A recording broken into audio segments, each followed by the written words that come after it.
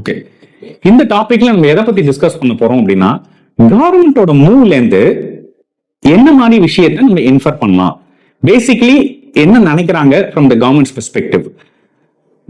அவங்க வந்து கன்சம்ஷனை பூஸ்ட் பண்ணணும்னு நினைக்கிறாங்க.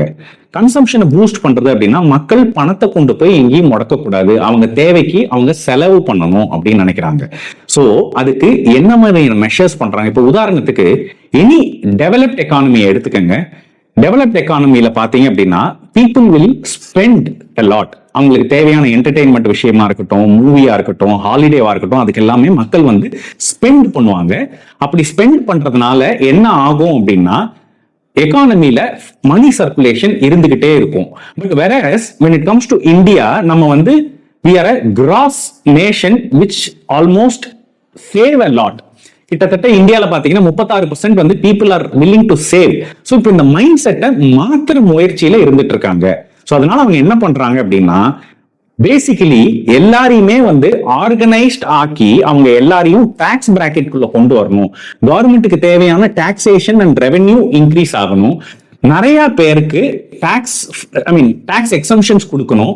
So that money will lie in the hands of people. அதை வச்சு அவங்களோட கன்சம்ஷன் அந்த மாதிரி விஷயங்கள்லாம் அவங்க செஞ்சுக்குவாங்க.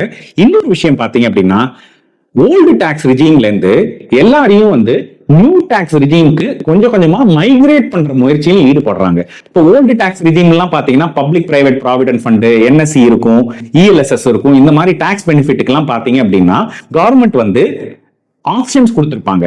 whereas in new tax regime இந்த மாதிரியான பெனிஃபிட்ஸ்லாம் இல்ல. so what they are trying to do is they are trying to make the taxation simple.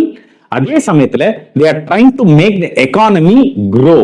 so in this aspect நீங்க என்ன பண்ணணும் அப்படின்னா கவர்மெண்டோட ஆக்ஷன்ஸ் எப்படி இருக்கோ அதுக்கு தகுந்த மாதிரி உங்க போர்ட்ஃபோலியோ நீங்க கன்ஸ்ட்ரக்ட் பண்ணீங்க அப்படின்னா there is a fair amount of possibility that you will be able to make returns on your portfolio.